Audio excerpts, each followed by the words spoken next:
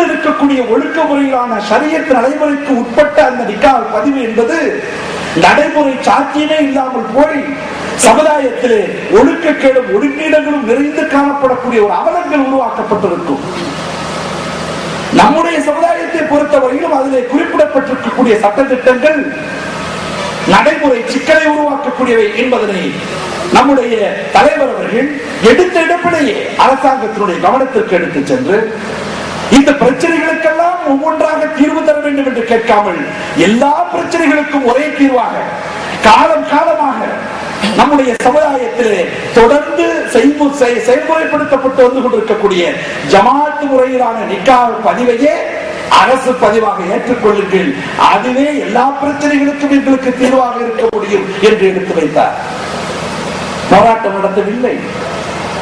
யாரிடத்தில் எப்பொழுது போய் எப்படி எளிமையாக இலகுவாக அறிவார்த்தமான முறையிலே சொன்னால் இந்த காரியம் நடைபெறும் என்று தெரிந்த தலைமையில் இருப்பதன் காரணத்தினாலே அப்படி சொல்லி, அப்படி சொன்ன போதும் கூட இந்த சட்டம் இருந்தால் இருந்துவிட்டு போகட்டும் என்று சொன்னவர்கள் தான் மற்ற அமைப்பினுடைய தலைவர்கள்.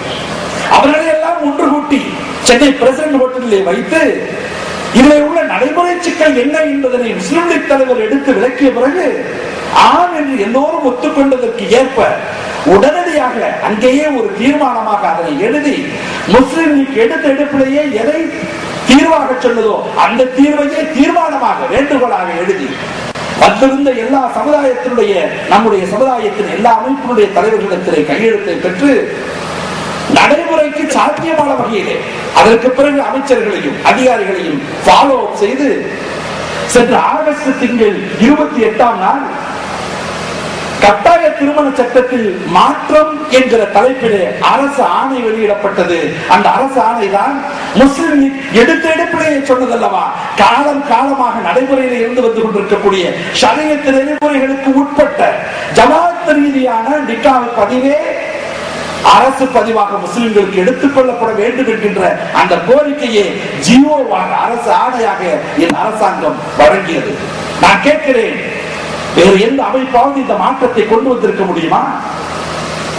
இது சாதாரண ஒரு விஷயம் அல்ல. இன்றைக்கு ரேஷன் கடையிலே அரிசி கிடைக்கவில்லை என்று போராட்டம் நடத்தினால் அடுத்த நாள் அரிசி கிடைத்து விடலாம். மண்ணெண்ணெய் கிடைக்கவில்லை என்று சொன்னால் அந்த மாலை நேரமே கிடைத்து விடலாம். அது வேறு. ஆனால் ஒரு சட்டத்திலேயே ஒரு திருத்தம் கொண்டு வரக்கூடிய அளவிற்கு சமுதாயத்தினுடைய ஷரியத் நெறிமுறைகளை பேணி பாதுகாக்க வேண்டும், நம்முடைய உரிமையை காக்க வேண்டும் என்கிற வகையிலே ஒரு சட்ட திருத்தையே கொண்டு வரக்கூடிய அளவிற்கு ஒரு தகுதி, ஒரு தகைமை இப்பொழுது நான் பார்த்துக் கொண்டிருக்கக்கூடிய எந்த அமைப்பிற்காவது இருக்கிறதா முஸ்லிம் லீக்கை தவிர? அதே போல இங்கே எடுத்து சொன்னார்களே சமச்சீர் கல்வி பாடத்திட்டம், உருது மொழியும் அரபி மொழியும் அறவே அகற்றப்பட்ட நிலையில் இந்த பாடத்திட்டம் நிறைவேற்றப்பட்டது.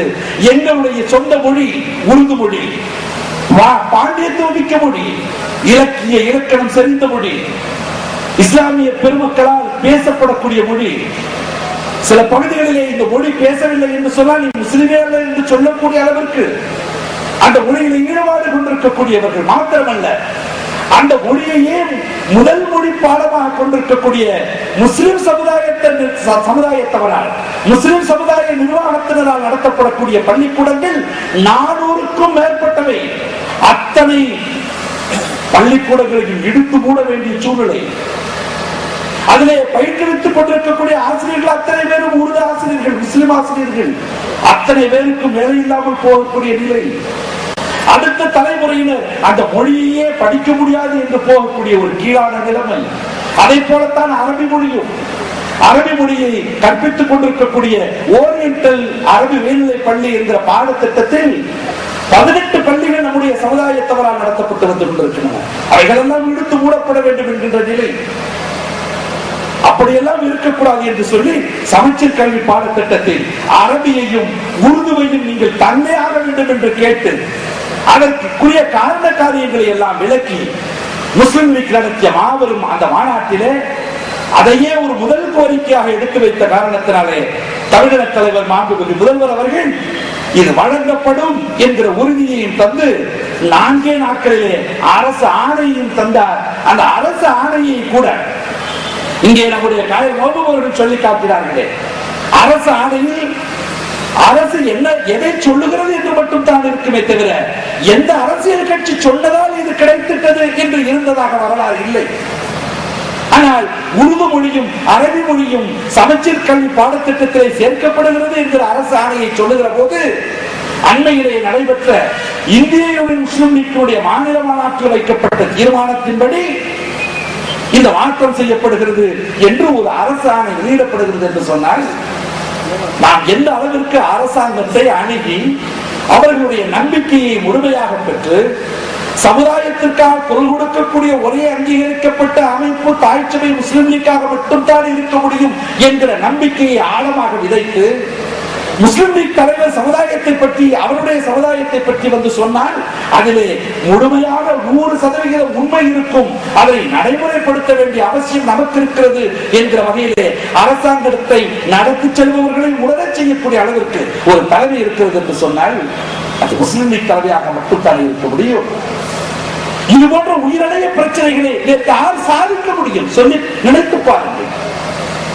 ஆங்காங்கே சாலை மறியல் செய்வது, இந்த சாலையிலே தார் ரோடு அமையுங்கள் என்று கேட்பது, மருத்துவமனையை செம்மையாக்குங்கள் என்று கேட்பது, இதை வேண்டுமானால் ஆங்காங்கே சிறு சிறு போராட்டங்களை நடத்தி செய்துவிட்டு போய்விடலாம். ஆனால் இந்த தலைமுறையும் வர இருக்கிற தலைமுறையும் இஸ்லாத்தினுடைய முழுமையான நெறிமுறை பண்பாடுகளை தங்களுடைய வாழ்வியலிலே ஏற்றவர்களாக ஷரியத்துடைய நெறிமுறைகளுக்கு உட்பட்டு வாழக்கூடிய அரசு ஆணையை பெற்றுத் தரக்கூடிய தகுதியும் வேறு யாருக்கு இருக்கிறது? நம்முடைய பேர் இயக்கத்திற்கு இருக்கிறது. எந்த அளவிற்கு முஸ்லிம் லீக் இயக்கம் வலிமை பெற்றதாக ஒவ்வொரு பகுதியிலும் இருக்கிறதோ அந்த அளவிற்கு முஸ்லிம்கள் தங்களுடைய உணர்வுகளை வெளிப்படுத்துவதிலும் உரிமைகளை நிலைநாட்டுவதிலும் வலிமை பெற்றவர்களாக இருக்க முடியும். எனவே முஸ்லிம் லீக் வலிமை பெறுகிறது ஒரு பகுதியிலே என்று சொன்னால் முஸ்லிம் சமுதாயத்தவர்கள் அந்த பகுதியிலே வலிமை மிக்கவர்களாக இருக்கிறார்கள் என்று பொருள். எந்த பகுதியிலே முஸ்லிம்களுடைய குரல் இடப்படவில்லை என்று இருக்கிறதோ அந்த பகுதியிலே உற்று பாருங்கள், அங்கே முஸ்லிம் லீக்கே அங்கே இருக்கக்கூடியவர்கள் வளர்க்கவில்லை என்று பொருள். எனவே முஸ்லிம் சமுதாயத்தை பொறுத்தவரையிலும் நம்மை பொறுத்தவரையிலும் ஜாதி அரசியல் நடத்தக்கூடிய இயக்கங்கள் நம்முடைய இயக்கம். முஸ்லிம் சமுதாயத்தவர்களுடைய கலாச்சார தனித்தன்மையை பேணி பாதுகாக்க வேண்டும் என்கிற வகையிலே உரிமைக்காக குரல் கொடுக்கக்கூடிய பேர் இயக்கம் இது. அதே நேரத்தில் மதம், ஜாதி, சமயம் என்கிற நிலைப்பாடுகளை எல்லாம் தாண்டி மற்ற சமுதாயத்துக்காரர்களை கூட மாற்று மதக்காரர்கள் என்று சொல்லக்கூடாது என்கிற இலக்கிய பண்பாட்டின் அடிப்படையில் ஒரு சகோதரத்துவ வாஞ்சியாக சகோதரத்துவ மார்க்கத்தை வகுப்பிடும் சகோதரத்துவ சமுதாயத்தை சார்ந்த சகோதர சமுதாயத்தை சார்ந்தவர்களை என்று தான் அழைக்க வேண்டும் என்கின்ற படிப்படியை தந்து கொண்டிருக்கக்கூடிய இயக்கம் முஸ்லிம் லீக். எனவே நம்மை பொறுத்தவரையிலும் எல்லோரையும் ஒருங்கிணைத்துக் கொண்டு சமுதாயத்தினுடைய பிரச்சனைகள் என்று வருகிற போது அதனுடைய உயிர் நாடி வேறு எது என்பதனை அடையாளம் கண்டு அதற்கு ஏற்ப அணுகுமுறையை பயன்படுத்தி யாரையும் எந்த வகையும் பாதிப்படைய செய்யக்கூடாத அளவிற்கு, யாரையும் கைதியாக சிறைக்கு அனுப்பக்கூடாத அளவிற்கு எல்லா வெற்றி தீர்வுகளையும் கொண்டிருக்கக்கூடிய இயக்கம் முஸ்லிம் லீக் இயக்கம். அதனை வலிமைப்படுத்த வேண்டிய பொறுப்பு நமக்கு இருக்கிறது. அதனை உணர்ந்து தயவு செய்து செயல்பட வேண்டும். நேரம் அதிகமாகிக் கொண்டிருக்கிறது. தலைவர் அவர்களும் பேச வேண்டும். நான் ஒன்றை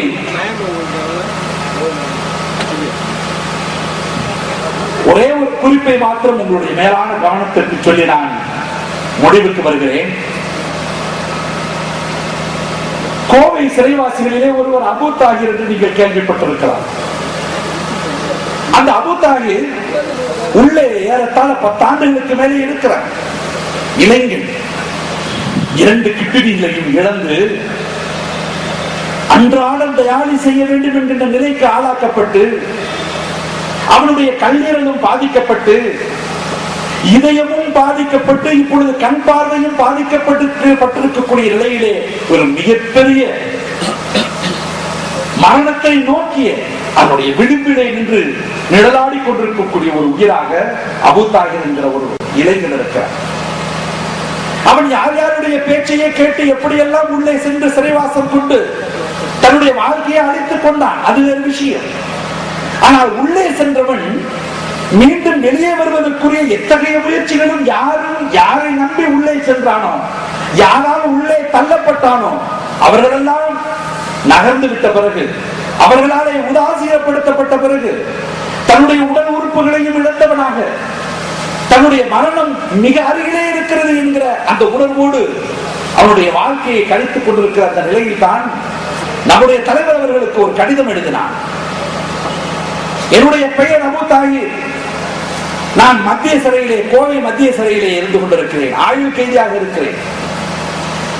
நான் கேட்பார் சொல் கேட்டு வீணாகி போய்விட்டேன். நான் அதை பற்றி சொல்ல வரவில்லை. முஸ்லிம் லீக் தலைமையை பற்றி அவதூறாகவே பேசி வாழ்ந்து பழக்கப்பட்ட இளைஞர். முஸ்லிம் லீக்கிற்கும் என்னுடைய கைதுக்கும் எந்த சம்பந்தமும் கிடையாது. ஆனால் நான் உள்ளே வந்து விட்ட பிறகு என்னுடைய உடல் உறுப்புகள் பாதிக்கப்பட்டு மரண விளிம்பில் இருந்து கொண்டிருக்கிறேன். என்னை பரோலில் எடுப்பதற்கு கூட யாரும் முன்வராத ஒரு நிலையிலே இருக்கிறேன். நான் உங்களை கெஞ்சி கேட்டுக் கொள்கிறேன். நான் மரணத்தை சுவைப்பதற்கு தயாராக இருக்கிறேன். ஆனால் என்னை எப்படியாவது பரோலில் எடுத்து என்னுடைய வீட்டிற்கு அனுப்பி என்னை பெற்றெடுத்த தாயின் மடியில் என்னுடைய உயிர் பிரிந்தால் அன்னையினுடைய காலடியில் ஜன்னத் இருக்கிறது என்று அண்ணலம் பெருமானார் முஹம்மது நபி ஸல்லல்லாஹு அலைஹி வஸல்லம் அவர்கள் சொன்னார்களே, அந்த தாயின் மடியிலே என்னுடைய உயிர் பிரியட்டும். அதற்குரிய ஒரே வழி என்னை பரோலிலே விடுங்கள் என்று எழுதியிருந்தார். உடனடியாக அந்த கடிதத்தை எடுத்துக்கொண்டு யாரிடத்தில் எப்படி அணுகி எதை சொல்ல வேண்டுமோ அப்படி சொல்லி உடனடியாக 10 வருடங்களுக்கு மேலால் பரோலில் கூட செல்ல முடியாத நிலையிலே உள்ளே இருந்து அவதிப்பட்டுக் கொண்டிருந்த அபு தாஹிர் பரோலிலே வீட்டுக்கு செல்கிறார். 3 மாதங்கள் பரோல், மீண்டும் 3 மாதங்கள் எக்ஸ்டென்ஷன், நீட்டிப்பு, மீண்டும் 3 மாதங்கள் நீட்டிப்பு என்று வரிசையாக நம்முடைய தலைவர் அவர்கள் அவனுக்கு உத்தரவாதம் தந்து கொடுக்கப்பட்ட அந்த கடிதத்தின் வாயிலாக அரசு சிறைத்துறை அதிகாரிகள் அவருக்கு பரோல் கொடுக்கிறார்கள். இப்பொழுது அண்மையிலே ஏறத்தாழ 1.5 வருடம் அப்படி பரோலிலே இருந்தவன் மீண்டும் பரோல் நீட்டிப்பு கொடுக்க முடியாது என்கிற நிலையிலே சிறைக்கு தள்ளப்பட்டார். அப்பொழுது பாராளுமன்ற உறுப்பினர் என்கிற வகையிலே தலைவர்கள் இடத்திலே சொன்னார்கள், நீங்கள் கடிதம் எழுதி கொடுத்து அதிகாரியை சந்தித்து பேசுங்கள். அவன் பரோலில் நிச்சயமாக வீடு திரும்ப வேண்டும். அவனுடைய உயிருக்கு யாரும் உத்தரவாதம் சொல்ல முடியாத அபாயகரமான நிலையிலே இருக்கிறார். எனவே எப்படியாவது அவன் பரோலில் எப்படி 1.5 ஆண்டு காலமாக நம்முடைய உத்தரவாத கடிதத்தை பெற்று அவன் வீட்டிலே இருந்தானோ, எப்படி அவன் தனியார் மருத்துவமனையிலே சிகிச்சை பெற்றுக் கொண்டிருந்தானோ அதை போலவே அவன் சிகிச்சை பெற வேண்டும். அவன் பரோல் நீட்டிப்பில் மறுபடியும் நீங்கள் தலையிடுங்கள் என்று என்னிடத்திலே உத்தரவிட்டார்கள். சிறைத்துறையினுடைய மூத்த அதிகாரியாக இருக்க